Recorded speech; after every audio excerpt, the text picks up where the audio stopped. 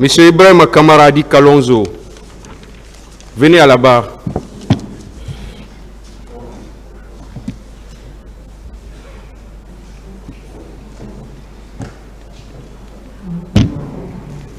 Est-ce que ces conseils sont dans la salle?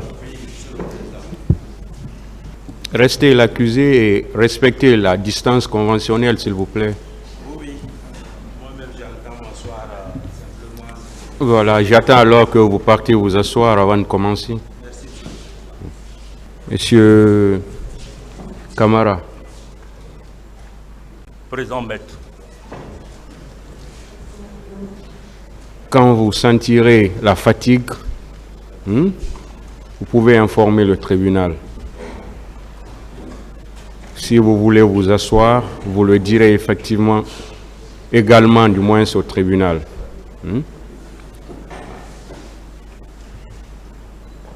Vous pouvez répondre aux questions par oui, par non, ou bien vous dites simplement que vous ne répondez pas à la question. C'est aussi une réponse. En ce moment, le tribunal appréciera. À votre dernière comparution à la barre de ce tribunal, les faits pour lesquels vous êtes renvoyé, vous avez été notifié. Et à la question de savoir si vous les reconnaissez ou pas, vous avez répondu par la négative. C'est-à-dire, vous avez dit que vous ne les reconnaissez pas. Oui, monsieur le président. Alors, vous avez la parole aujourd'hui pour dire au tribunal ce que vous savez dans cette affaire. Merci, monsieur le président. Merci, messieurs les assesseurs. Merci également l'ensemble de la Cour. Permettez-moi, monsieur le président, de remercier mon épouse ici, qui ne cesse de m'apporter son soutien dans ce combat difficile. Alors, pour commencer, la question que vous m'avez posée, je dirais que, en ce qui concerne l'événement du 28 septembre, je ne connais absolument rien dedans. Je n'ai posé aucun acte. Je n'ai négocié avec personne. Parce que ma position ce jour-là, j'étais au PM3.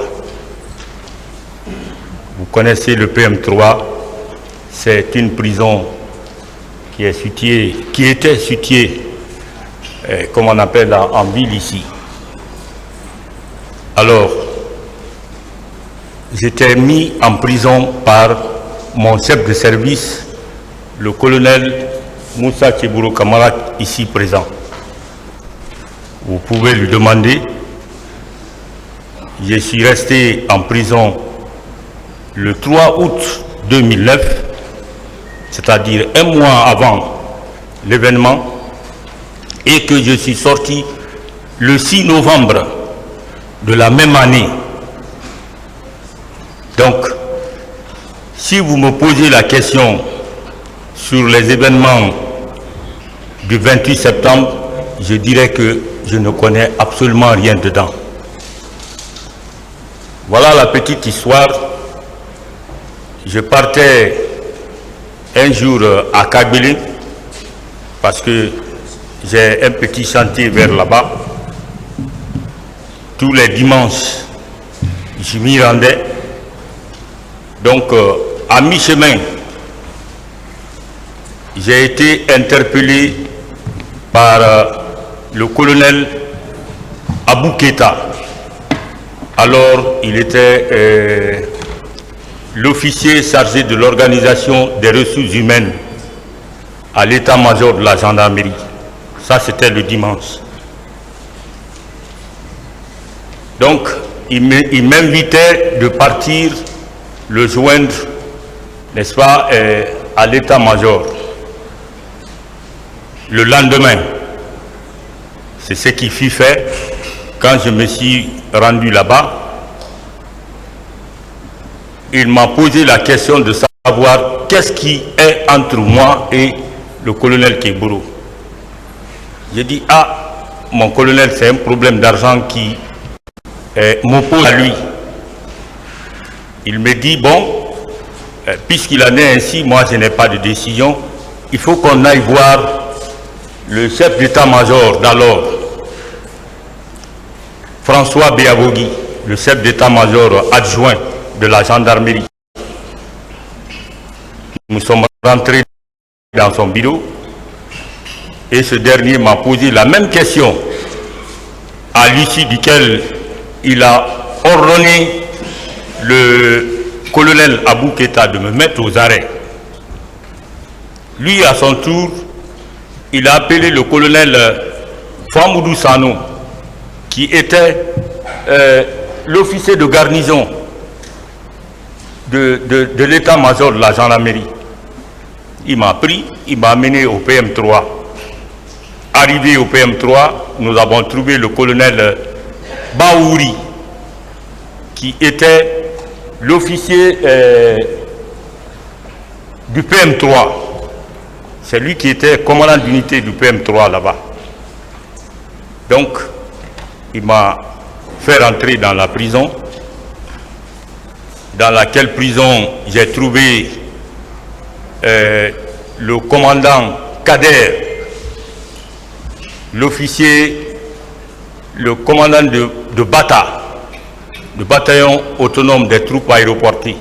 Il était là-bas avec moi. Il y avait aussi un certain M. Diallo, qui était de la société Bonsmar. D'ailleurs, je le remercie ici solennellement, c'est lui qui me passait les romans SAS que je lisais souvent, parce que c'était mon passe-temps. Donc, je suis resté là-bas jusqu'au 6 novembre. Le 5 novembre nuit, entre 20h et 21h, c'est le colonel Tamba Gabriel Yawara qui était devenu commandant d'unité en remplacement du colonel Baouri. Donc c'est lui qui m'a pris. Il m'a dit, ah, mon colonel, je suis venu, pardon, j'étais capitaine à l'époque. Il m'a dit, mon capitaine, il faut qu'on aille voir le colonel Keboro. Il a besoin de vous voir.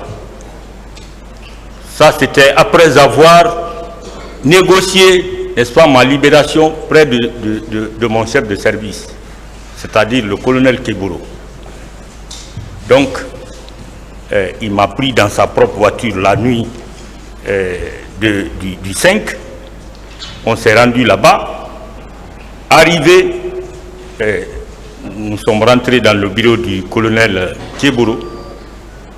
On a fait les dernières formalités pour ma libération et que j'ai obtenu, n'est-ce pas, cette libération la nuit là.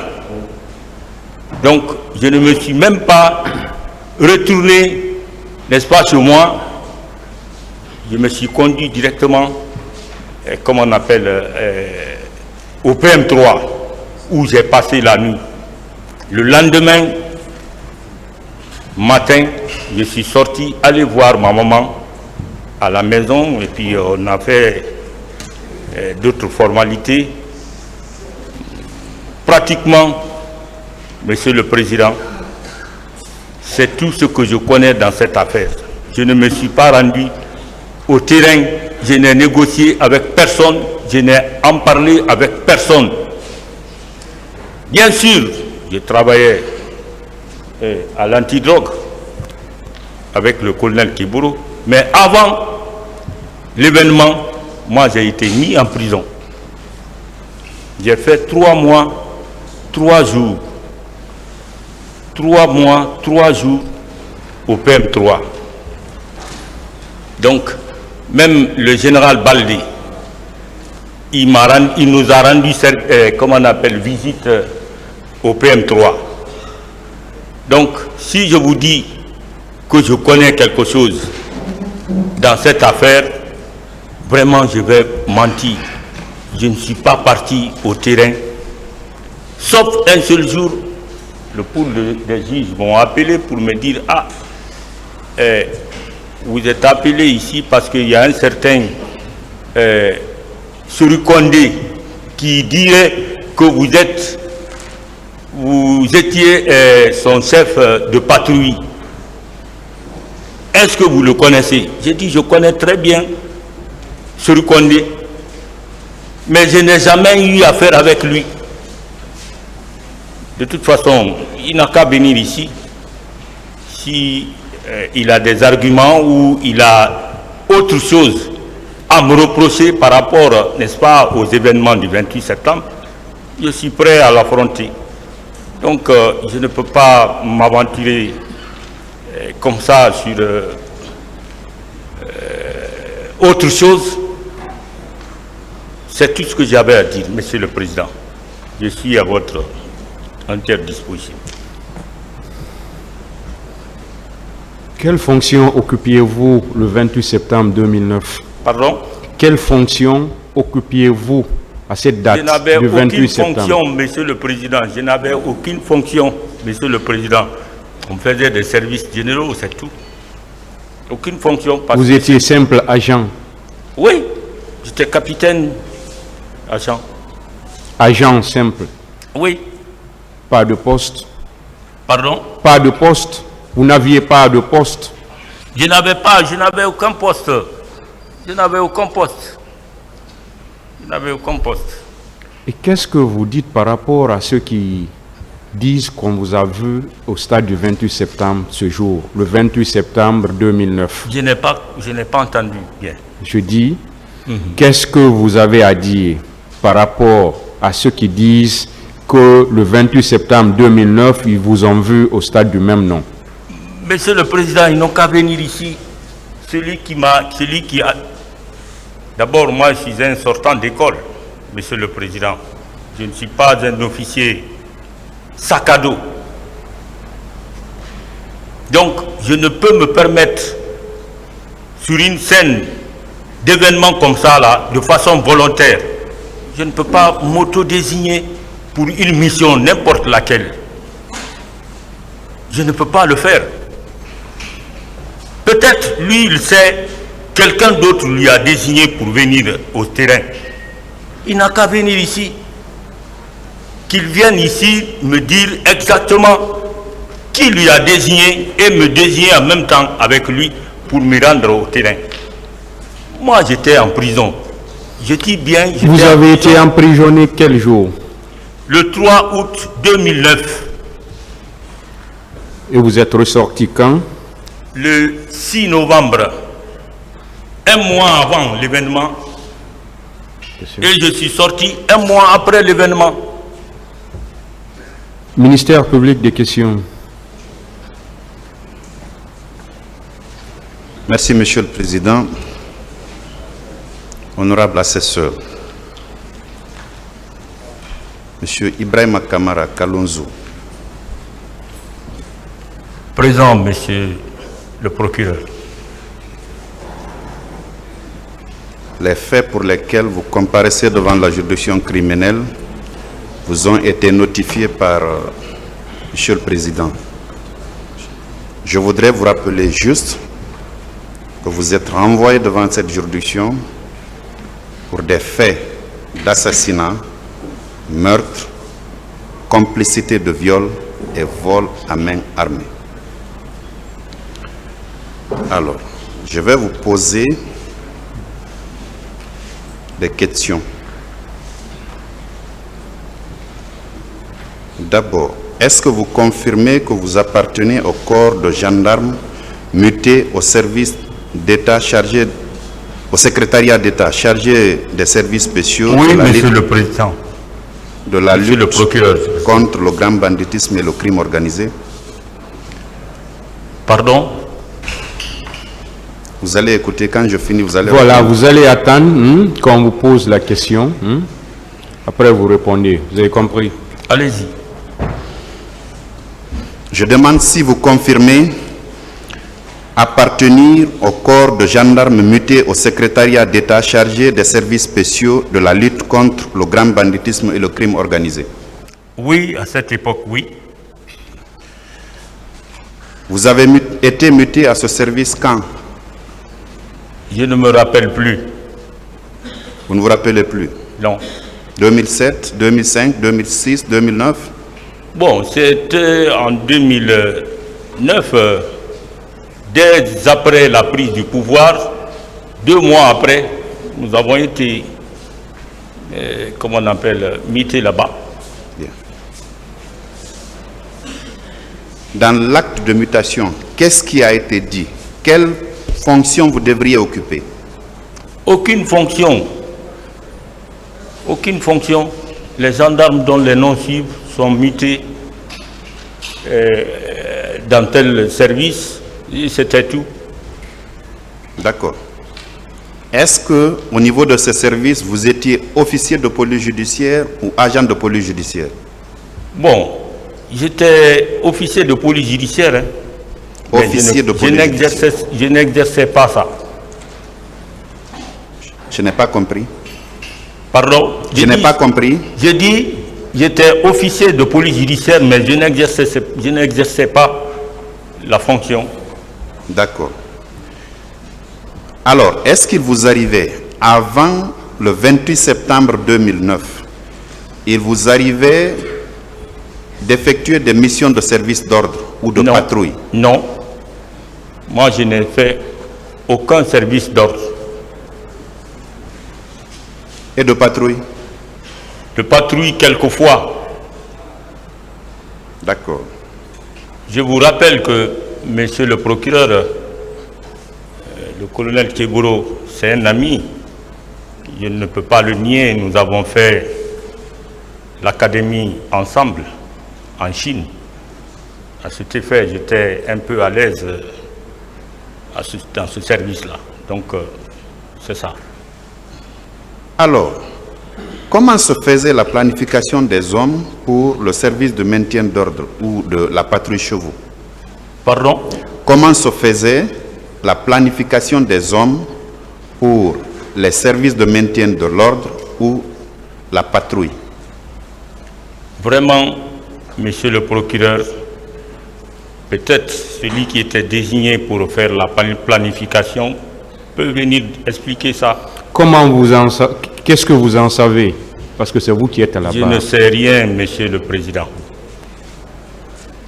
Vous n'en savez rien. Rien. Or, vous venez de dire que quelquefois, vous, Ibrahima Kalonzo Kamara, il vous appartenait de faire des patrouilles, non? Des fois, oui. Voilà. À cette occasion, comment la planification se faisait? Bon, on me disait, telle personne, vous êtes désigné pour faire la patrouille. Par exemple, s'il y a un service à rendre ou bien on a soupçonné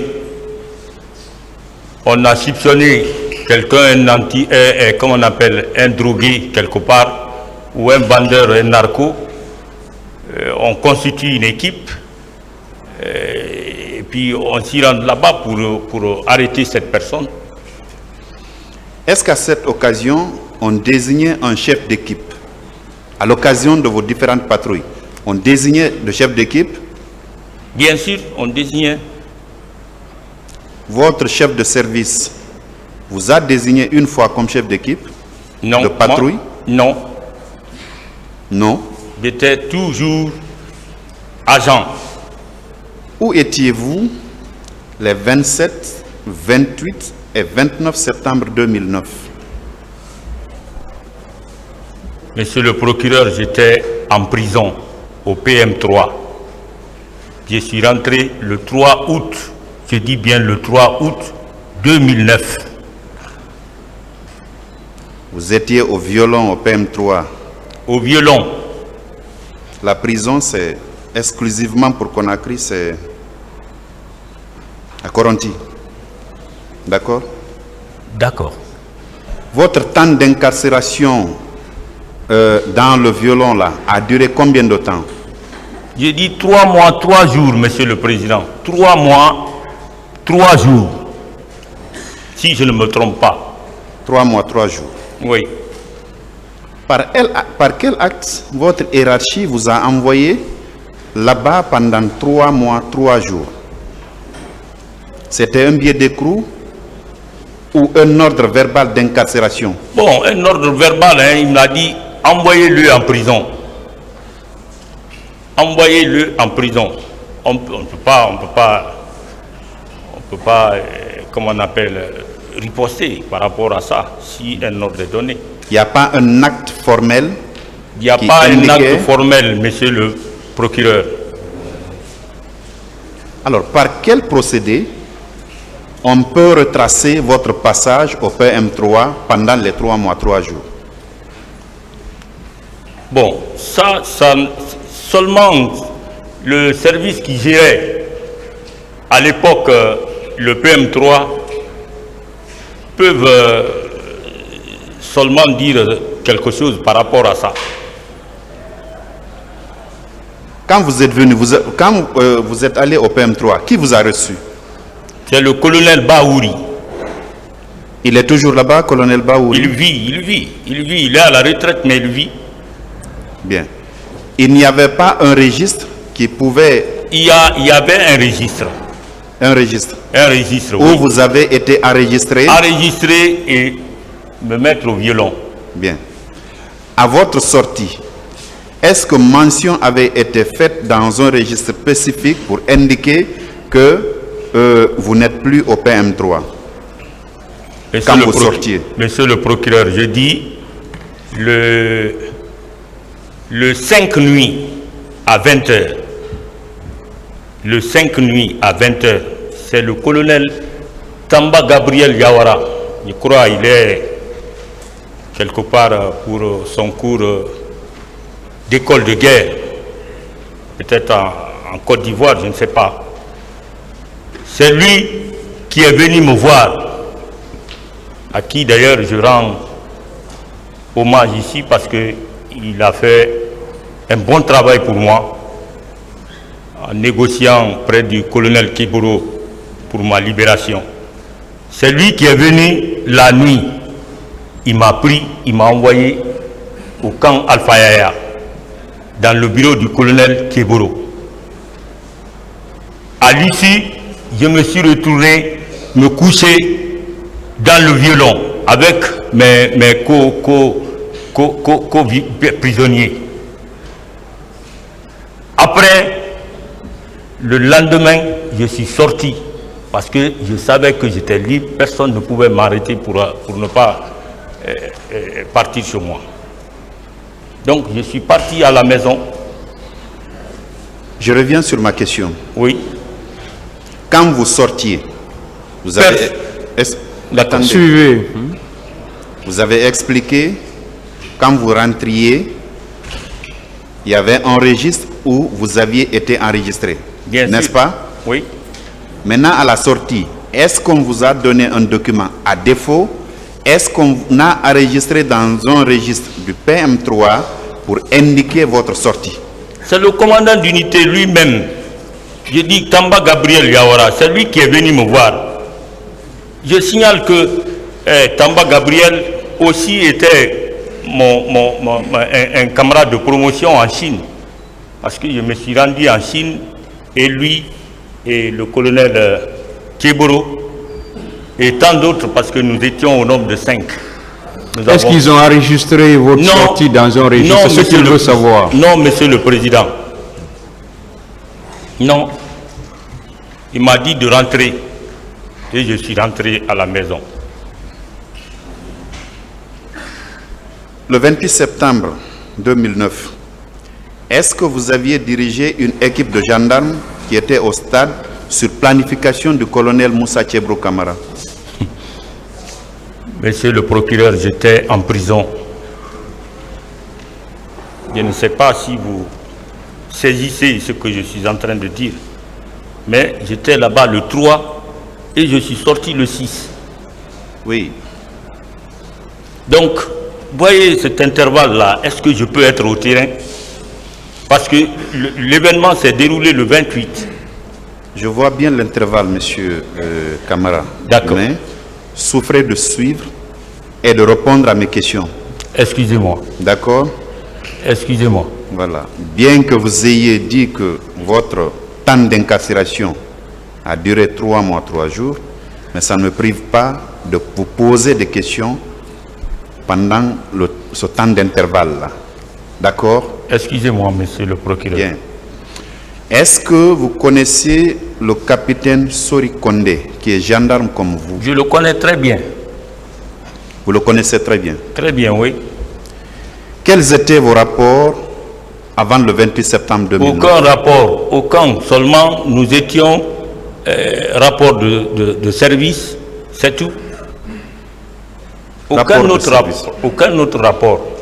Oui, je parle de rapport parce qu'étant au sein du même service, vous pouvez tisser des amitiés qui vont s'étendre parfois jusqu'au niveau de vos familles.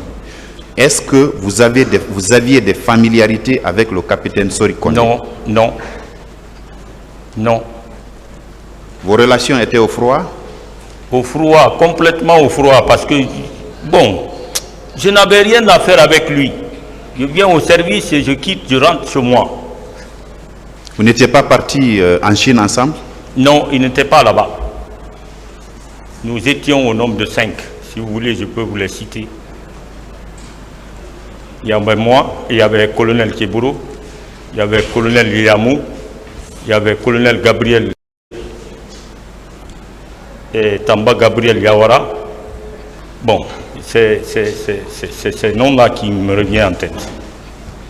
À l'occasion des patrouilles, les quelques rares fois que vous avez appartenu à une équipe de patrouille, vous portiez des armes?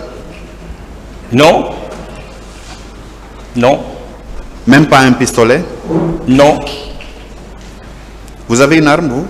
Moi, j'ai une arme. Quelle est la nature de votre arme? C'est le PMAK, c'est sur moi. C'est ma dotation personnelle. Vous n'avez pas de pistolet? Je n'ai pas de PA. Je n'ai jamais porté le PA depuis toute ma carrière à la gendarmerie maintenant. Or, un de vos co-accusés disait ici que tout officier a droit à un Colt 45. C'est comme ça que vous appelez? Je dis, je n'ai qu'un PMAK.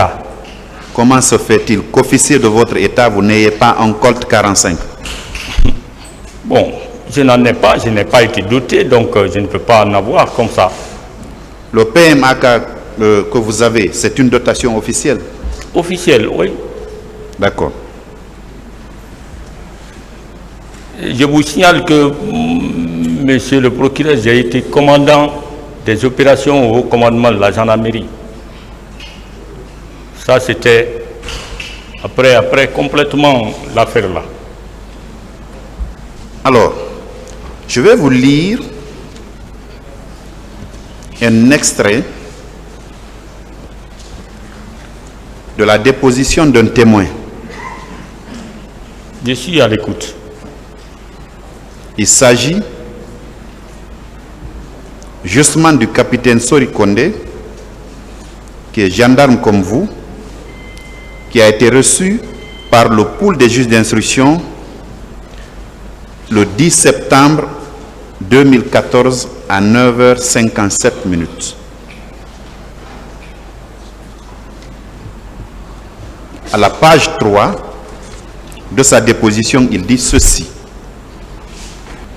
Les juges lui ont posé la question de savoir quel était l'itinéraire suivi par vous. Il répond: du camp Alpha Yaya, notre équipe est passée par l'autoroute Fidel Castro pour arriver à l'esplanade du 28 septembre. La seconde équipe a emprunté la route Le Prince. Les juges de poser une autre question. Qui était le chef de votre équipe? Capitaine Sori Kondé répond: c'était le lieutenant-colonel Carlonzo, en service au haut commandement de la gendarmerie nationale. C'est bien vous? Mon nom, oui, mon nom c'est Ibrahim Kamara Kalonzo. Bien. Est-ce que vous confirmez, puisque vous appartenez au même service, vous apparteniez au même service que le capitaine Sori Kondé, gendarme comme vous, avec lequel vous avez eu un temps plus ou moins long. Est-ce que vous confirmez que vous étiez son chef d'équipe le 28 septembre 2009? Non, Monsieur le Président. Ce qu'il a dit, c'est des allégations purement mensongères.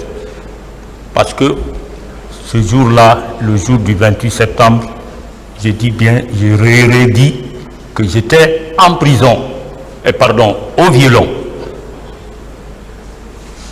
Comment se fait-il que votre collaborateur puisse vous confondre à quelqu'un d'autre? Il vous connaît très bien, non? Il me connaît très bien, peut-être. Il me connaît très bien. Vous le connaissez aussi? Je le connais. De par le passé, sa moralité était douteuse? Vraiment, je ne peux peser sa moralité ici. Je ne peux rien dire sur lui de mal. Bien. Mais voyez-vous que ces événements-là se sont produits en plein jour? Bien sûr. Si c'était la nuit, on se serait posé de questions. Pour quelqu'un qui vous connaît, qui vous a côtoyé, avec qui vous avez collaboré, qui indique clairement qu'il y avait deux équipes formées ce jour. Une première équipe qui a pris la route Le Prince et la seconde a pris la route de l'autoroute Fidel Castro. Et il indique clairement que vous étiez son chef d'équipe. Même pas une autre équipe, mais l'équipe à laquelle il appartenait. Quel commentaire faites-vous de Je ne peux faire aucun commentaire. Je dis que c'est des allégations mensongères. Moi, j'étais en prison. Celui qui m'a mis en prison est là. C'était mon chef de service. C'est lui qui m'a mis en prison. Et tous mes collègues savent que j'étais en prison. Donc, je ne peux pas comprendre.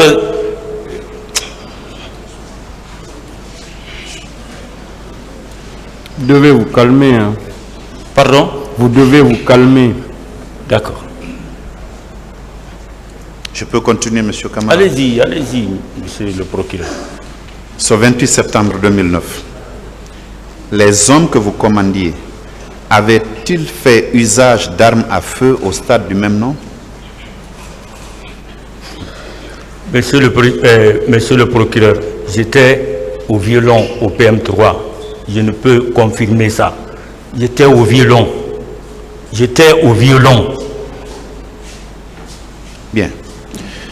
Puisque vous avez dit que vous étiez au violon, vous avez été inculpé, entendu par le juge d'instruction et laissé en liberté. Oui. Pourquoi, si ce que vous dites est constant, vous n'êtes pas allé au PM3 déterrer ce registre-là pour venir dire au juge d'instruction, voici la preuve que moi j'étais au violon. Je ne pouvais pas être et au violon et présent au stade du 28 septembre. Parce que la période concernée m'a trouvé au violon. Pourquoi vous ne l'avez pas fait dans ce cas? Si effectivement, je dois vous croire. Monsieur le procureur, j'ai dit que ces documents-là ne m'ont pas été donnés. Donc je n'ai pas fait allusion à ça et ils ne m'ont pas demandé d'aller chercher et venir montrer au pool de juge. Oui.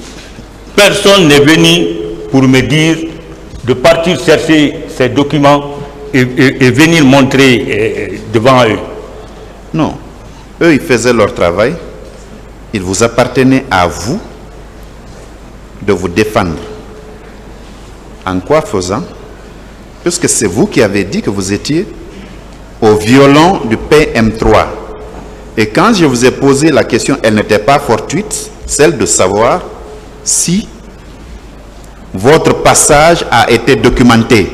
Vous avez dit quand vous êtes venu, on vous a enregistré dans un registre. C'est ce que vous m'avez dit, non? Oui, c'est ce que je vous ai dit.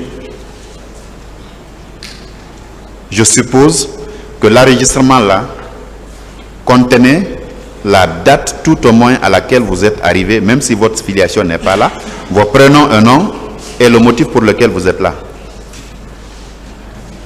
Je suppose. Monsieur le procureur, Je dis que je ne suis pas parti chercher ces documents. Très bien, le tribunal appréciera. Voilà. Je ne suis pas parti chercher les documents. Pourquoi? Parce que il n'y avait aucune documentation là-bas me concernant. C'est bien vous qui m'avez dit, suite à une de mes questions, que vous avez été enregistré. Quand vous revenez dire qu'il n'y a aucun document vous concernant, à quoi on doit s'en tenir? Vous avez été enregistré ou pas? Il y a eu un enregistrement quand je suis arrivé. Quand vous parlez de documentation vous concernant, vous faites allusion à quoi alors? Peut-être mon enregistrement dans le registre. Ce registre n'existe plus? Ça n'existe plus, en tout cas à ma connaissance. Vous êtes reparti demander, on vous a dit qu'il n'existe plus? Bon, je suis allé voir le PM3 parce que le PM3 s'est déplacé au moins 2 fois. On a quitté ici, en ville, ils sont partis à Matam. De Matam, ils sont revenus, comment on appelle, c'est la direction des investigations judiciaires de la gendarmerie maintenant. Donc, ces passages-là, bon, ils ont fait disparaître les archives. D'accord. Vous aviez quand même entendu que le 28 septembre 2009, on a tiré sur des manifestants au stade du même nom, n'est-ce pas? Pardon? Vous aviez quand même entendu que le 28 septembre 2009, on avait tiré sur des manifestants à l'intérieur du stade du même nom, n'est-ce pas? Bien, moi je ne sais pas parce que j'étais en prison, comme on appelle au violon au PM3. Je ne sais pas s'il y a eu des tirs sur les manifestants, je ne sais pas. Même ceux qui n'étaient pas en Guinée l'ont appris. Pardon? Même ceux qui n'étaient pas en Guinée l'avaient appris. Bon, en tout cas, moi j'étais en prison au PM3. Personne ne m'a informé à l'instant T, le 28 septembre. Et les jours d'après? Bon, les jours d'après, bon, les radios en parlaient. Ça, je ne peux pas mentir parce que c'est un événement national. Voilà. Qui a tiré sur les manifestations? Vous ou vos hommes? Ça vous fait rire, ça? Excusez-moi, monsieur le procureur. Je ne peux pas... Je dis que je ne connais rien de ce qui s'est passé le jour du 28 septembre. Ça m'a trouvé au PM3. Je ne peux pas dire telle personne sont partis là-bas. Je ne peux pas faire, n'est-ce pas, la caricature ou faire un schéma sur l'événement du 28 septembre. Je ne peux rien dire. Oui, sauf que moi, je n'ai pas la preuve que vous n'étiez pas là-bas. Je n'ai pas la preuve que vous étiez retenu au violon du PM3. Donc, conséquemment, je pose mes questions, monsieur Camara. D'accord. Aviez-vous vu des femmes violées ou contentées de violer? Je n'ai vu personne. J'étais au violon. En marge des massacres du 28 septembre 2009, n'avez-vous pas, à l'aide d'armes, soustrait des biens appartenant à autrui ou facilité cette soustraction à tierces personnes? Ce n'est pas de ma nature, monsieur le procureur. Je ne peux pas voler quelqu'un.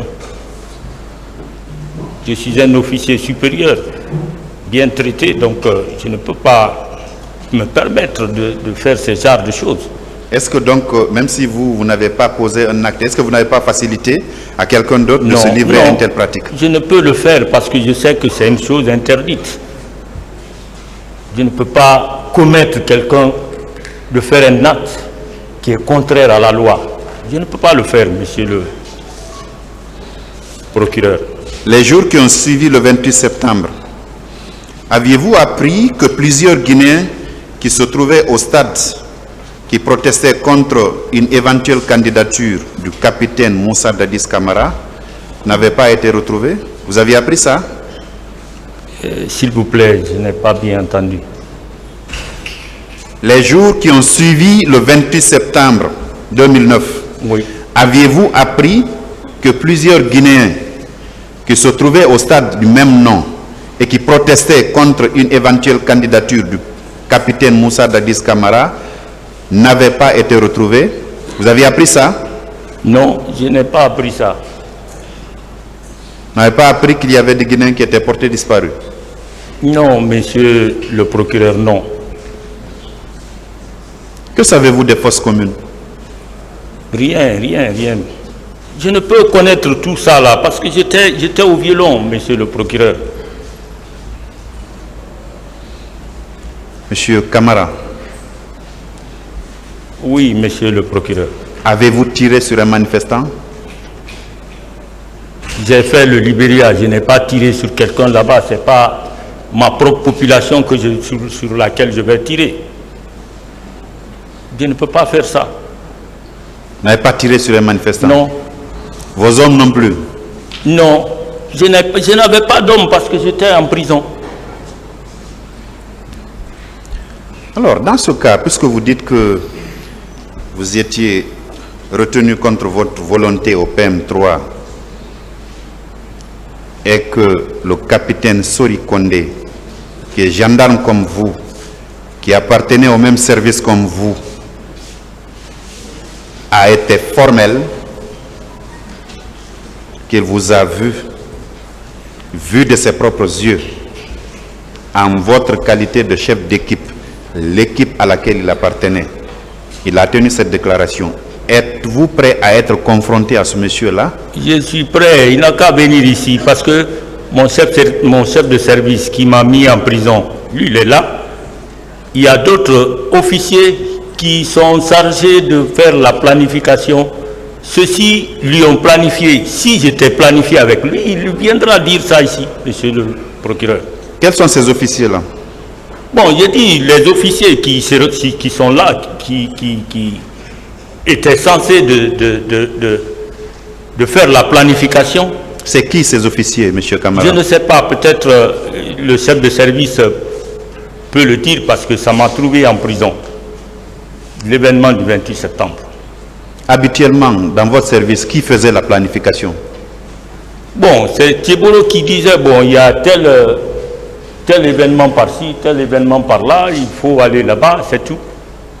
C'est lui qui choisissait les hommes? À l'époque où j'étais, oui. À l'époque où j'étais, rien n'était structuré là-bas. Thiebolo répondait, lui seul. Quand il y a un problème, il appelait les gens, telle personne, allez par-ci, allez par-là.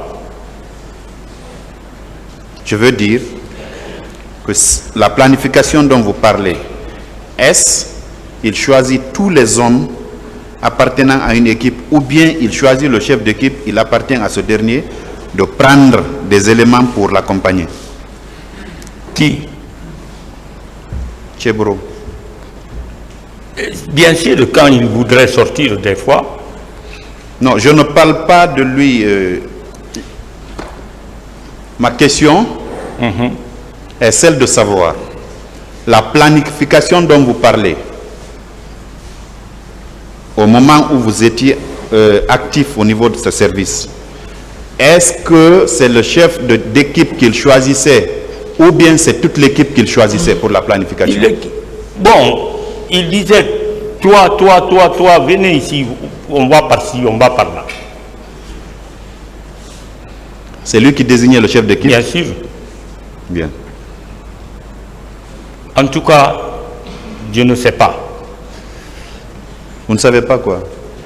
Je ne sais pas qui était le planificateur, mais des fois, quand il voudrait sortir, il désignait les gens pour sortir sur le terrain.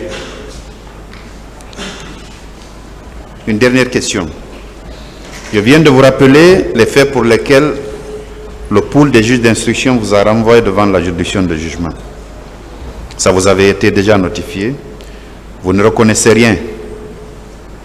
Je ne connais rien, je ne peux reconnaître parce que je n'étais pas là-bas. Vous ne reconnaissez pas l'assassinat? Je ne peux pas assassiner quelqu'un. Vous ne reconnaissez pas le meurtre? Non. Vous ne reconnaissez pas les faits de complicité de viol. Non.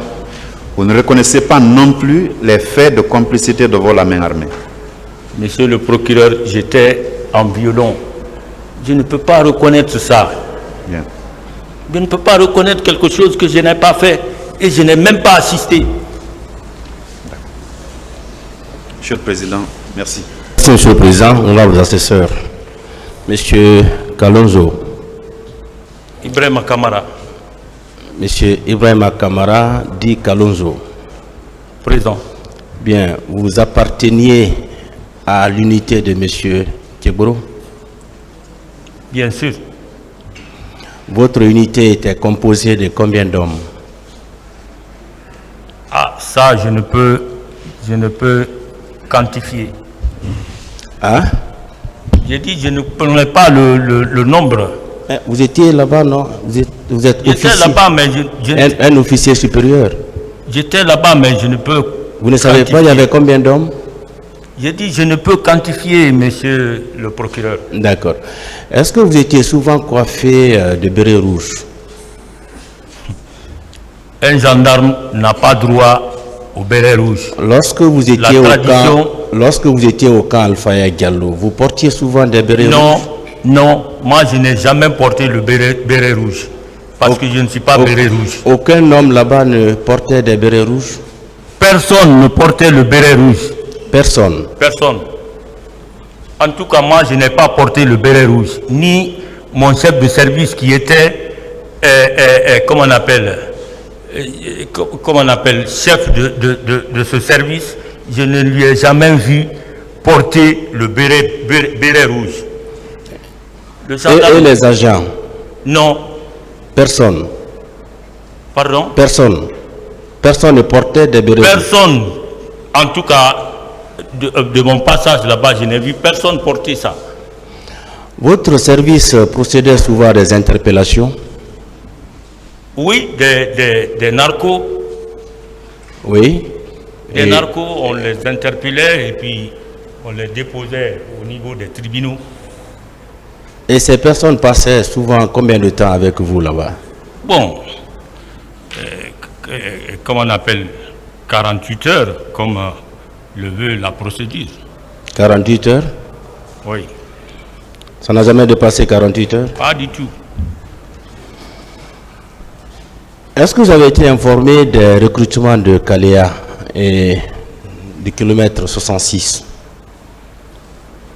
Je ne suis jamais parti là-bas, je ne connais rien de Kalea. Vous n'avez jamais eu d'informations concernant Kalea? Aucune information, aucune. Je ne suis pas en train de mettre le bloc, hein, mais c'est que je ne connais pas. Bien, alors pourquoi vous avez été conduit au PM3? Pourquoi? Qu'est-ce que vous avez fait pour qu'on vous envoie au PM3? C'était un problème d'argent qui m'opposait à colonel Keboro. Il m'a Quel emmené. problème d'argent? Un problème d'argent qui appartenait au service. Il m'a conduit là-bas. Que vous avez détourné ou quoi? Bon, à peu près ça. Vous avez détourné? Oui, C'était combien l'argent? c'était un montant de 48 millions. C'est ce que vous avez Et puis, détourné? pardon? C'est ce que vous avez détourné? Oui, bon, ce montant a été utilisé par les fins personnels. Oui. Vous avez détourné l'argent, c'est ça? Bien sûr. Ce montant-là venait d'où? Pardon? La source de ce montant, l'origine. J'ai dit c'est pour le service. Oui, l'argent là venait d'où? J'ai dit c'est pour le service, c'est Keboro qui m'a donné. Il vous a confié Il m'a confié, oui. et vous avez détourné. Bien sûr. Vous avez payé déjà? Pardon?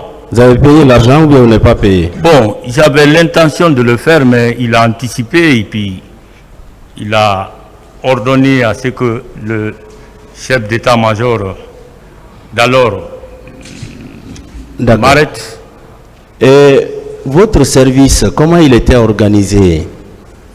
Vous vous dites que vous n'aviez aucune fonction là-bas? Je n'avais aucune fonction, monsieur. Un officier supérieur au sein d'un service? J'ai dit, Vous n'avez aucune fonction? Bon, à l'époque, ce n'était pas structuré parce qu'on venait de prendre le pouvoir. Donc, il n'y avait pas de structure. C'était en vue, mais ce n'était pas établi à l'époque. Donc, le service faisait de façon générale. D'accord. Vous dites que vous étiez au violon le jour des événements. Bien sûr. Vous avez quand même appris que vos coéquipiers étaient sortis? Pardon? Vos coéquipiers, est-ce que vous avez appris qu'ils étaient sortis ces jours? J'ai pas Est-ce que compris. vous avez appris que vos collègues étaient sortis le 28 septembre? Lesquels Ceux collègues? qui étaient au service. Ceux qui étaient en liberté? Oui. Bon, je ne sais pas. Vous n'avez Parce pas que appris? personne ne peut venir me dire il y a eu ça, parce que j'étais détenu. Bien, qui peut témoigner que vous étiez au violon ces jours? Il y a plus de 8 officiers Qui? que je viens de citer ici. Il y a le colonel François Béabogui qui était. Attendez, attendez, vous allez les citer tous. Allez-y. Colonel François Béabogui, ex-chef d'état-major de la gendarmerie, adjoint. Oui. Le colonel Abou Keta, mais maintenant décédé. Le décédé Abou Keta. Oui. Le colonel Famoudou Sano, mais il est à la retraite. Il s'appelle comment? Famoudou Sano. Famoudou. Famoudou Sano. Il était l'officier de garnison de l'état-major de la gendarmerie. Oui. Le colonel Baouri, Oui. c'est lui qui était commandant. C'est lui qui vous a reçu. Voilà, commandant du PM3. D'accord. Oui. Il y a aussi Gabriel Tamba Diawara. Colonel Gabriel Tamba Diawara. Oui. Le colonel Faimba Kamara. Maintenant secrétaire général du haut commandement de la gendarmerie. Et Faimba. Faimba Kamara. Oui. Il y a aussi Blaise Gomou qui est là. Oui. Il y a aussi le colonel Tcheboro, lui d'ailleurs qui m'a mis en prison.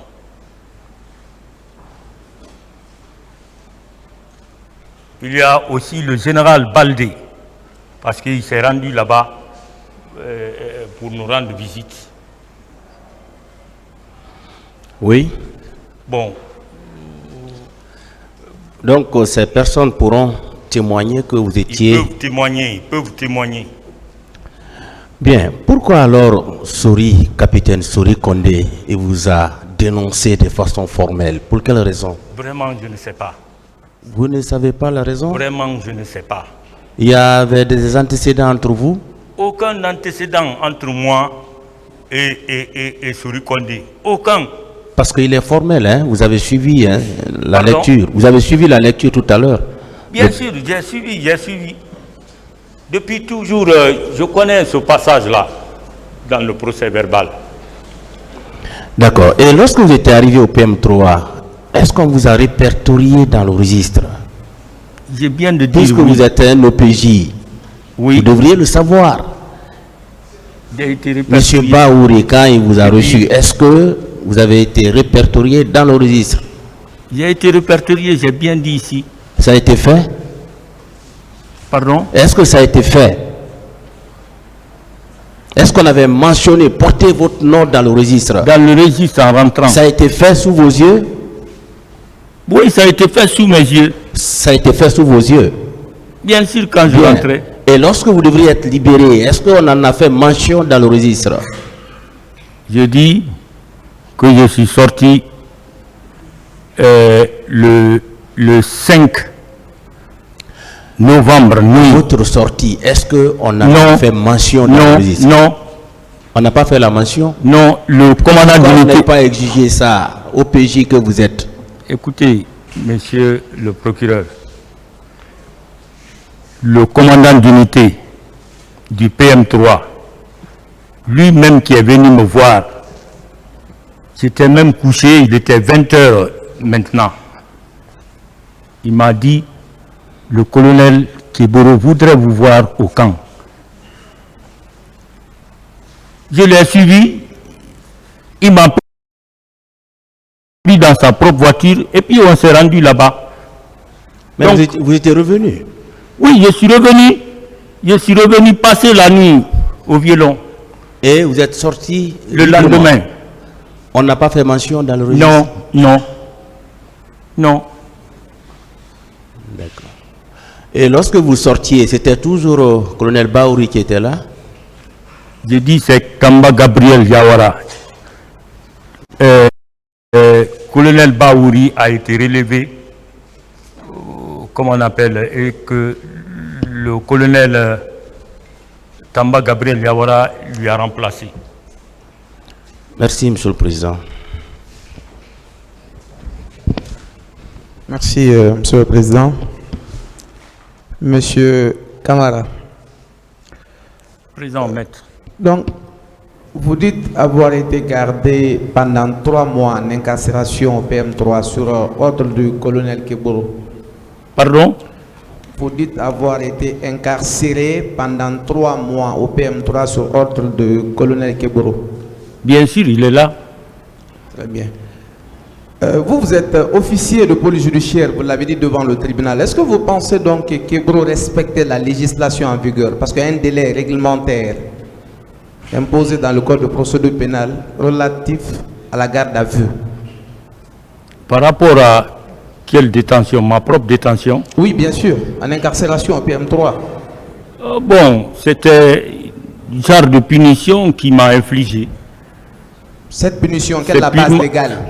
Pardon? Vous aviez dit que vous étiez poursuivi pour des faits de détournement, ce qui est une infraction, non? Bien sûr. Très bien. Alors, est-ce que vous pensez que votre colonel respectait la législation en vigueur, vous, officier de police judiciaire, qu'il vous fasse garder pendant 3 mois? Bien sûr, il était chef de service, il a voulu que ça soit comme ça. Je parle de la législation. C'est ce que je suis en train de dire. Si c'est la législation, c'est pas normal. Très bien. Est-ce que votre, tel qu'il a dit ici à la barre, est-ce qu'il est donc un officier de police judiciaire modèle, lui, Keboro? Pardon? Est-ce que c'était un officier de police judiciaire modèle qui respecte la législation? Bien sûr, c'est un sortant d'école, il connaît très bien. Est-ce que le code que vous utilisez lui donne le pouvoir de garder un citoyen comme vous pendant 3 mois en incarcération? Pardon? Le code de procédure pénale que vous utilisez dans l'exercice de vos fonctions, est-ce que ce donne, lui, le donne le pouvoir de vous garder pendant 3 mois en incarcération?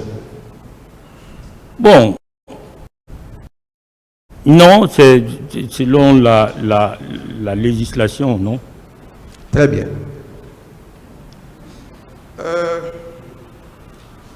Est-ce qu'un procès verbal Non.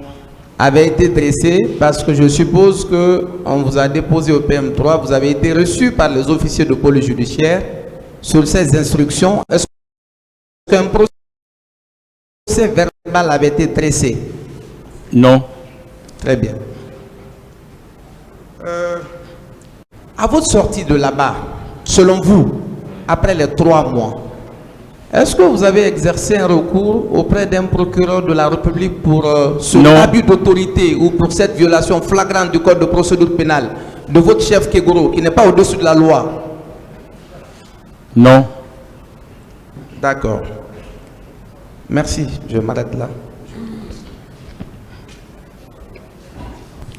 Merci, Monsieur le Président. Honorable assesseur, j'ai quelques questions à Monsieur Camara. La première question que je voudrais vous poser, c'est celle de savoir quel était votre grade au moment des faits, c'est-à-dire en 2009. J'étais capitaine. Vous étiez capitaine? Oui. Très bien. Rappelez-moi qui désignait les agents qui devaient faire partie des patrouilles. au niveau du service de M. Kieboro? Je vous ai dit que, bon, que je ne connais pas celui qui désignait, en tout cas. Je ne sais pas celui qui désignait à l'époque. Pendant tout votre service au niveau des services spéciaux, combien de fois avez-vous été désigné comme chef d'équipe pour la patrouille?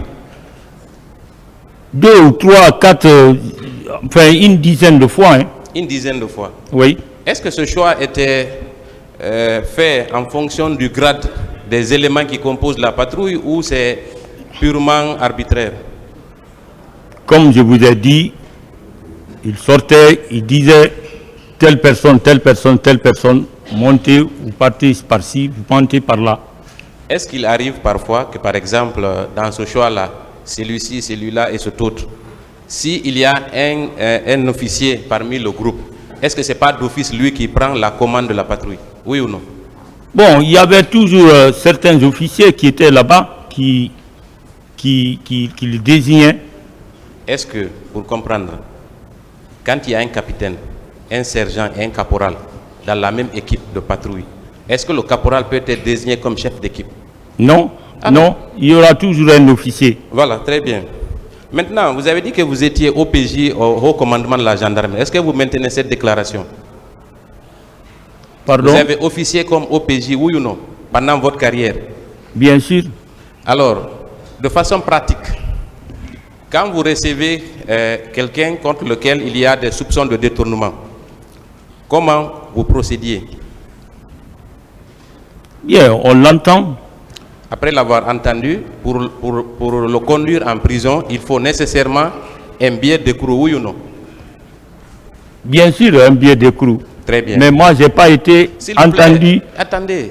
S'il vous plaît, aussi. Monsieur, non, ce n'est pas à moi, s'il vous plaît. Monsieur Camara, essayez de vous vous calmer. répondez à la question qui vous est posée. C'est pourquoi je vous dis de vous calmer. Vous paraissez trop énervé. Calmez-vous. Calmez-vous. Ce tribunal et toutes les questions qui vous sont posées ici, on est en train de rechercher la vérité. Donc, ne vous énervez. Si vous vous énervez, parce que tout ce que vous direz ici sera déjà écrit. Tout ce que vous direz. C'est pourquoi vous avez intérêt à vous calmer, à attendre les questions et de les répondre. Merci, Bon, Merci, Monsieur le Président. Donc, pour conduire quelqu'un dans un violon, il faut d'abord nécessairement qu'il y ait un billet d'écrou, n'est-ce pas? Après l'avoir entendu, n'est-ce pas? Bien sûr. Ce billet d'écrou-là, est-ce qu'il n'est pas mentionné dans un registre? C'est ce que je vous ai dit. Moi, je suis allé en prison. S'il vous plaît, répondez à ma question. J'en viens, vous êtes là pour ça. Mais je veux partir d'un constat. Avant de vous poser les questions. Est-ce que ce billet d'écrou est enregistré dans un registre? C'est ce qu'il veut savoir. Est-ce qu'il voudrait que je parle? Répondez à cette question. Il veut savoir, est-ce que le billet d'écrou est enregistré dans un registre? C'est ça la question, maître? Quotidiennement, oui. Alors, c'est quand on enregistre ce billet d'écrou que la personne est conduite dans le violon, n'est-ce pas? Oui. Donc, après, pour sa sortie, il faut nécessairement aussi que sa sortie soit mentionnée dans le même registre pour que l'intéressé quitte le violon, oui ou non? Oui. Très bien. On va venir à votre cas. Vous avez dit que vous avez été conduit en prison à cause de d'une somme de 48 millions, n'est-ce pas? Bien sûr. Et vous avez reconnu devant le procureur que c'était suite à un détournement, oui ou non? Oui. Est-ce que cette somme-là n'avait pas été recouvrée dans le cadre d'une procédure? Non, ça n'a plus été recouvré hein, parce que on m'a mis en prison. Posez simplement la question, maître. La somme qui vous a été remise par M. Kieboro, est-ce que ce n'est pas dans le cadre du recouvrement d'une créance de quelqu'un qui s'est plaint dans vos services? Non, il ne m'a pas dit ça. Très bien. Quoi qu'il en soit, vous reconnaissez avoir détourné cette somme, n'est-ce pas? Bien sûr. Voilà, très bien. Quand vous êtes allé au PM3, vous avez dit ici que vous avez été enregistré à la rentrée. C'est-à-dire qu'on a mentionné votre nom pour acter la date à laquelle vous êtes arrivé au PM3, n'est-ce pas? Oui, on m'a mis en prison ce jour-là. Très bien.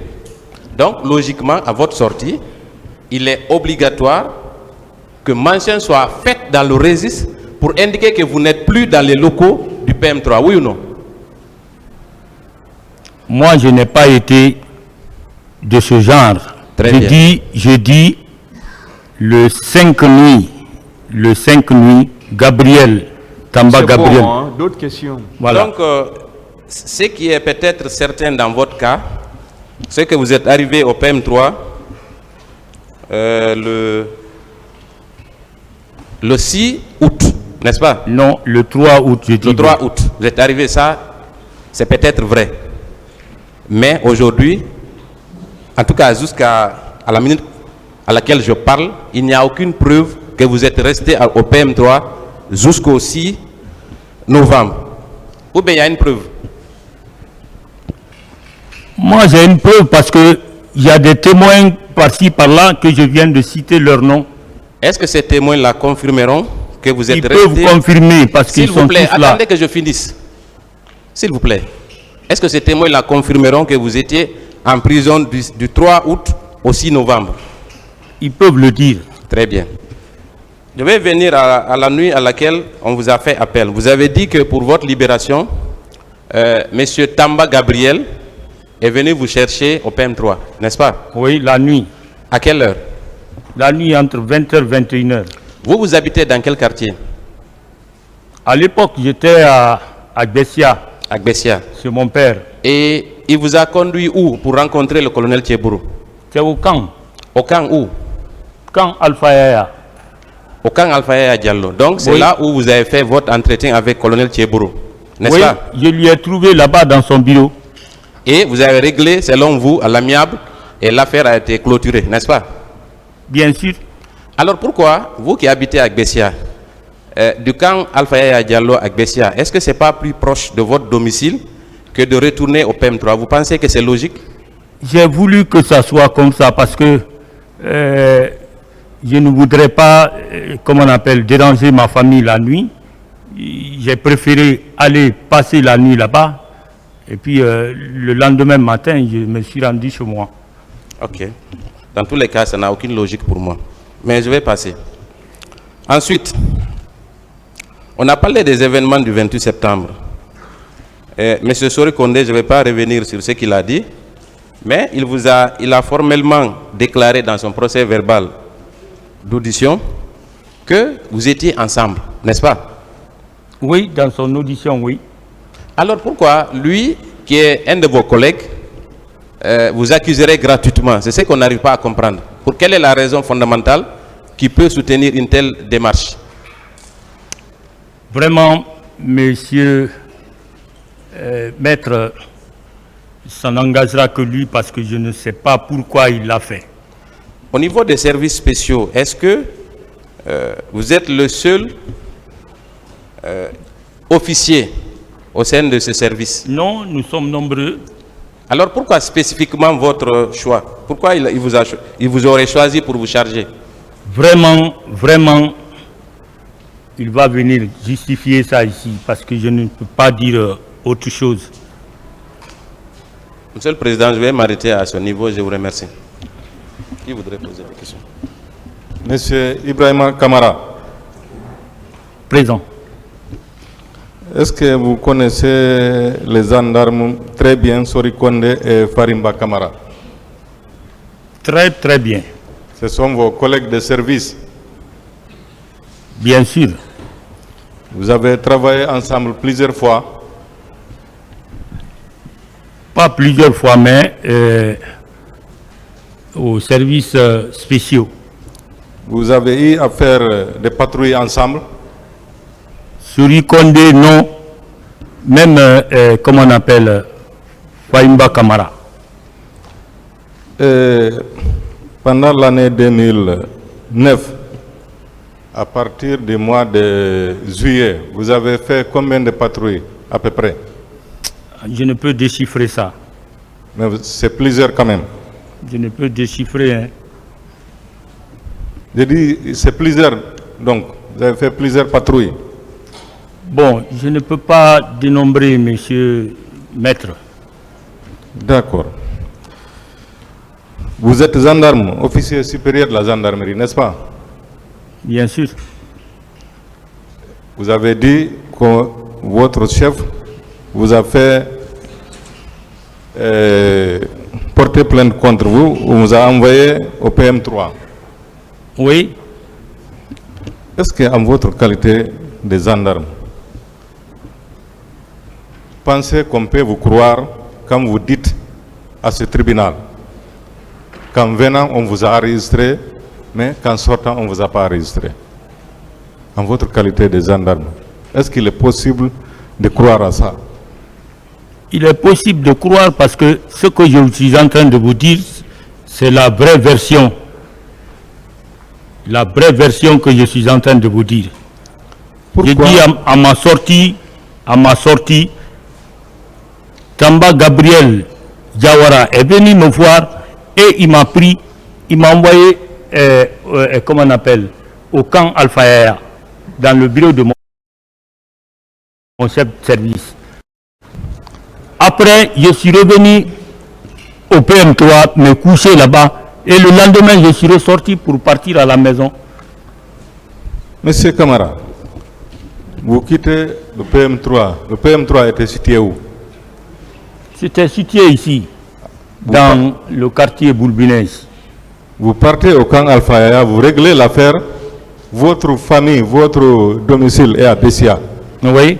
Vous traversez Bessia, vous revenez à Kaloum au PM3 pour passer la nuit et puis vous vous retournez le lendemain chez vous. Bien ça sûr. aussi c'est logique? Bon, moi j'ai trouvé logique parce que même mes collègues co-prisonniers qui étaient là-bas n'en savaient rien. Donc je suis revenu me coucher et puis le lendemain matin j'ai dit au revoir à ceux-ci et puis je suis parti à la maison. Vous connaissez M. Blaise Gomou? Je le connais, c'est un collègue, il est là. Et les gendarmes lui aussi? Bien sûr. Est-ce qu'il y a des antécédents entre vous? Non. Il n'y a pas d'antécédents? Sauf du respect. Même sur Condé, du respect. Est-ce que vous croyez à ce qu'il fait et à ce qu'il dit? Qui? M. Blaise Gomou. À ce qu'il dit? Oui. Je crois en lui. Très bien. Parce que d'ailleurs, c'est un procureur militaire. Ah, très bien. C'est un procureur militaire. Devant le pool des juges d'instruction, à la lecture de l'ordonnance de renvoi, la page 29, M. Blaise Gomou confirme votre présence au stade. Qu'est-ce que vous en dites? L'ordonnance de renvoi, page 29. Ibrahim Kamara, si le président me permet, je vais faire la lecture rapidement. Oui. Cependant, plusieurs témoignages confirment sa présence au stade du 28 septembre auprès du contingent des services spéciaux anti-drogue ayant participé au meurtre et assassinat des manifestants. À la ligne, Blaise Gomou confirme sa présence au stade du 28 septembre 2009. Que plusieurs témoins, dont Ansouman Kamara et Mamadou Boboba, confirment que des hommes de Moussa Thiebro ont utilisé leurs armes. Ont utilisé... Quel commentaire vous faites de ça? Pardon? Non, ce qui vous concerne, M. Blaise Gomou confirme votre présence au stade du 28 septembre 2009. Moi, je n'étais pas au stade du 28 septembre. J'étais au violon. Pour quel intérêt, M. Blaise Gomou, à qui vous avez confiance, qui est de surcroît un procureur militaire, va vous dire qu'il vous a vu au stade gratuitement? Bon, je ne sais pas pourquoi il le dit, mais je n'ai pas été au terrain, comment on appelle, au stade du 28 septembre. J'étais au violon. J'étais au violon. Merci, Monsieur le Président. Merci, Monsieur le Président, de m'avoir passé la parole. Monsieur Kalonzo, est-ce que vous étiez en détention au PM3 ce jour 28 septembre? Bien sûr.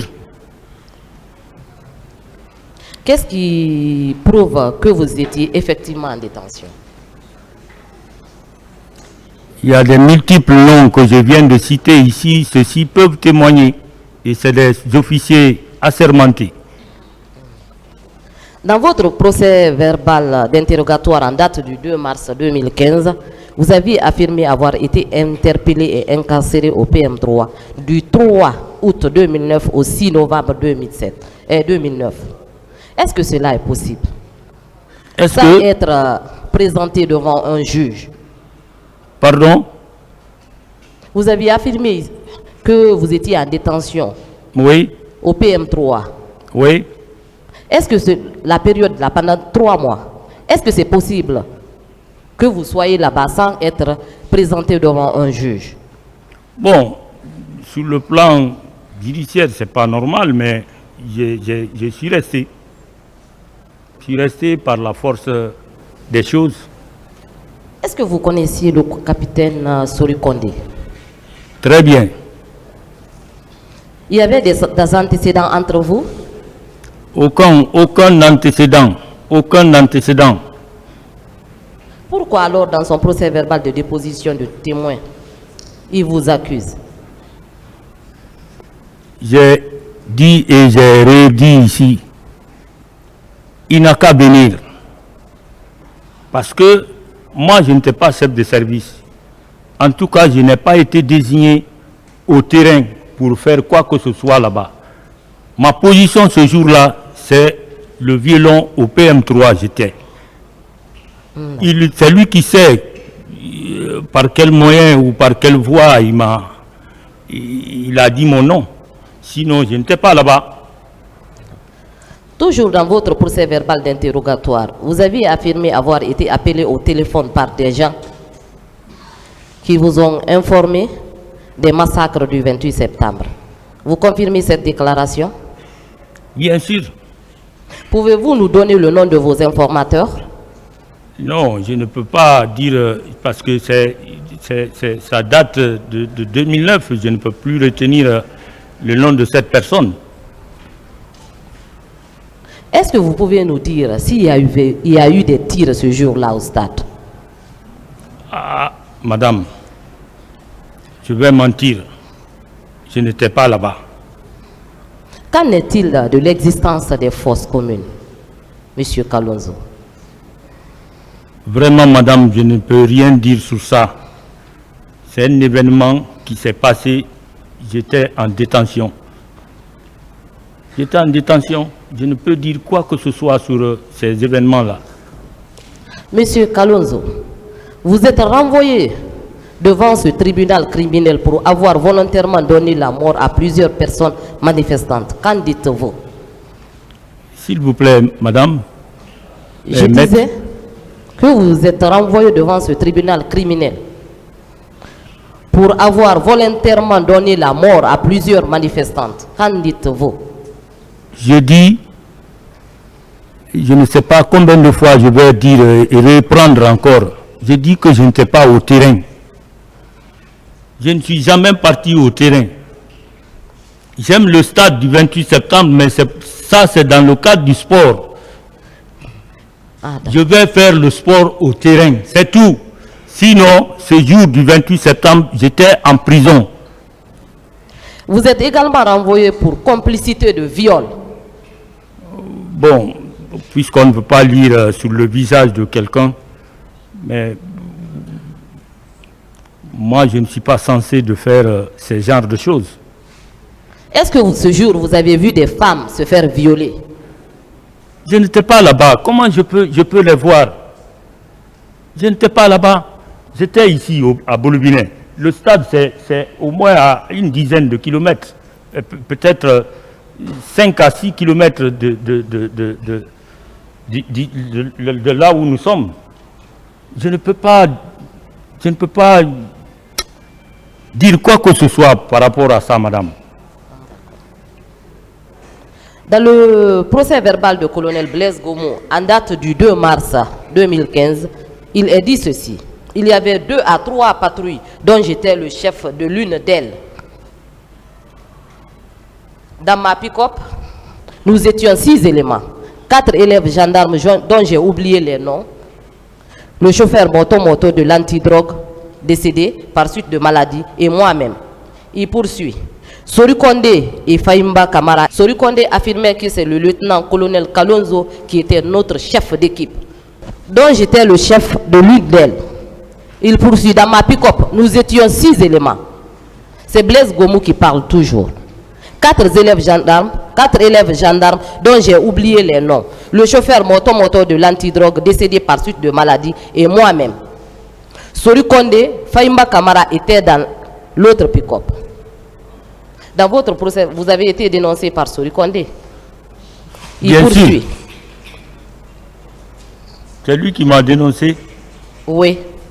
Donc ça veut dire que Sori Kondé était sur les lieux parce qu'il a été dénoncé par M. Blaise Gomou. Si lui aussi, à son tour, affirme qu'effectivement vous étiez sur les lieux, qu'en dites-vous? Je dis que ce sont des allégations mensongères. Moi, je n'ai jamais été au terrain.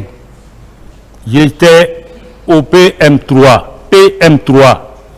Je ne suis jamais parti au terrain ce jour-là. Ce jour-là, je n'ai jamais été au terrain. Monsieur Kamara, quel est votre sentiment par rapport aux événements du 28 septembre? Bon, c'est un événement tragique. C'est vraiment regrettable. Vraiment. Qu'est-ce que vous aviez fait ce jour, 28 septembre 2009, pour sauver le pouvoir du capitaine Moussa Dadis Kamara qui était dans la rue? Personnellement, qu'est-ce que vous aviez fait? Comment je peux le faire étant détenu? Comment? Vous ne posez pas de questions, vous répondez. Bon, je n'ai pu rien faire parce que j'étais en prison. Merci, Monsieur le Président. Monsieur Kamara, vous dites que vous étiez illégalement détenu au PM3, c'est ça? Juridiquement, oui, madame. Voilà, connaissant notre pays, la Guinée, et connaissant le poids qu'a l'illégalité dans ce pays, est-ce que vous n'avez pas fait ce jour-là un exercice illégal de votre fonction? Est-ce qu'on ne vous a pas sorti, extirpé du PM3 pour que vous soyez au stade? Non, madame. Ok. Le colonel Moussa Tchegboro Kamara avait un contingent composé de combien d'hommes? J'ai répondu à cette question, j'ai dit que je ne peux déchiffrer ça. Vous n'avez pas de réponse à la question? Je ne peux dire quoi que ce soit sur le nombre de personnes qu'il avait sous son commandement. Donc, vous maintenez que vous étiez illégalement détenu? J'étais en prison, j'étais au violon, si vous voulez que... Oui, ça... mais c'était une détention extrajudiciaire. Vous êtes officier de police judiciaire, monsieur. J'étais au violon, madame. Pensez-vous que les hommes du colonel Moussa Tchegboro Kamara ont été capables d'aller au stade et de commettre toutes les atrocités qui ont été commises au stade, vu que vous-même vous étiez illégalement arrêté? Donc l'illégalité étant une pratique de votre supérieur hiérarchique, est-il possible que vos hommes, ou en tout cas les hommes qui composaient l'unité du colonel, aient pu commettre des atrocités? Madame, je n'ai pas compris votre question. Monsieur, ma question, elle est simple. Ok, donc... vous avez été séquestré, à mon avis. Moi, je suis avocat militant des droits de l'homme. Pour moi, votre arrestation, elle est arbitraire. Vous étiez séquestré. C'est une arrestation extrajudiciaire. Pendant des mois, par quelqu'un qui est censé être votre supérieur hiérarchique et aussi, qui est aussi OPJ de formation. Compte tenu de cette illégalité-là, qui est un exercice qui est devenu pratique et courant, est-ce que les hommes de l'unité du colonel Moussa Tchegboro Kamara ont pu aller au stade? Vous, d'après ce que vous-même vous avez subi? S'ils ont été au stade? Oui, et commettre des atrocités? Madame, je ne peux l'affirmer ici. D'accord, merci bien. Je vous remercie, Monsieur le Président, honorable assesseur, mon capitaine Kamara. Je suis colonel. Ah, mon colonel. Excusez-moi. Mon colonel Ibrahim Kamara. Présent. Vous disiez tout de suite que vous étiez doté d'une arme, PMAK. Oui, c'est chez moi. Elle est chez vous. Vous maintenez qu'elle est chez vous actuellement? Actuellement, elle est chez moi. Sous le contrôle de qui? De mon épouse. De votre épouse? Bien sûr. Cette arme ne constitue-t-elle pas un danger pour la famille? Bon, ce n'est pas un danger parce que c'est mis en sécurité. D'accord.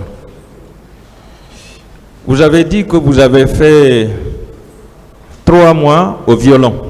3 jours. 3 jours? 3 mois, 3 jours. 3 mois, 3 jours au violon. Oui, maître.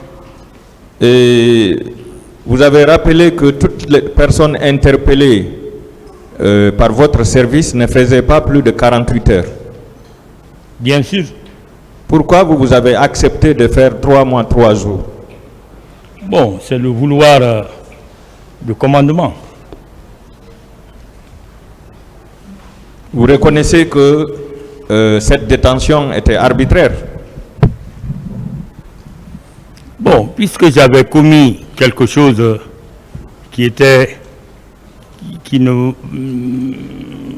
que mon chef n'appréciait pas, donc il a voulu que je sois puni. Est-ce que cette détention était arbitraire, à votre avis? Bon, je ne pense pas si c'était arbitraire. Ah. Ça veut dire que vous-même, vous avez eu à détenir des personnes là-bas pendant 3 mois, voire même plus? Non. Je parle de ma personne. Mais en ce qui concerne les autres détenus, je ne peux apprécier. Quel est le crime que vous aviez commis pour mériter une détention de 3 mois, 3 jours? Mais c'est ce que je viens de vous dire. Le colonel Kiburu m'avait confié un montant, et ce montant-là, je l'ai utilisé à mes propres besoins. Est-ce que ce montant faisait partie du budget de votre service? Non, ça c'était entre nous. Hein? Ça c'était entre lui et moi.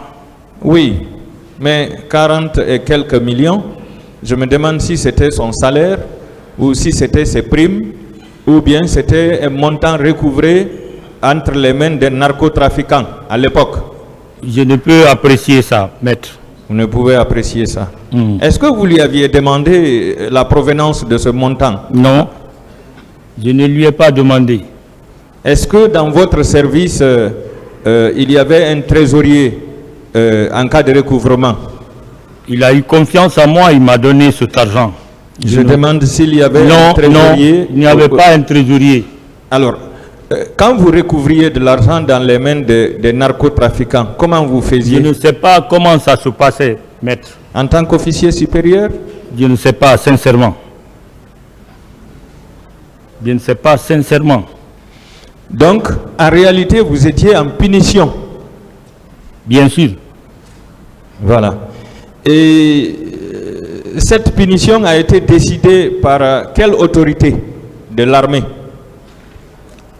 Bon, j'ai dit que ça a été ordonné par le colonel, mon chef de service, et ça a été intérimé par le chef d'état-major adjoint de la gendarmerie d'alors. C'était qui? François Béavogui. D'accord. Donc, c'était un abus de pouvoir, hein? Est-ce qu'une punition pouvait s'étendre jusqu'à 3 mois? Une simple punition, bon, ça ne peut atteindre à peu près 8 jours. Hein. 8 jours? Oui. S'il vous plaît, revenez sur les faits maintenant, maître. D'accord, Monsieur le Président. Le 28 septembre, où était votre collègue Sori Kondé? Vraiment, je ne peux pas dire quelque chose par rapport à sa position ce jour-là. Parce que moi, j'étais au violon, au PM3. Et selon vous, pourquoi ce dernier n'a pas été renvoyé devant ce tribunal, puisque lui, au moins, il reconnaît s'être rendu au stade? Ah, maître, moi, je ne peux rien dire par rapport à ça, c'est votre spécialité. Mon colonel. Oui. Est-ce qu'on vous a obligé le 28 septembre d'aller au stade pour mettre fin à votre punition? Non. Non. Non et non. Ce n'était pas un arrangement pour aller au stade? Non, monsieur le maître, non. D'accord. Vous avez dit dans votre procès verbal d'interrogatoire que vous prenez comme témoin le haut commandement de la gendarmerie, le colonel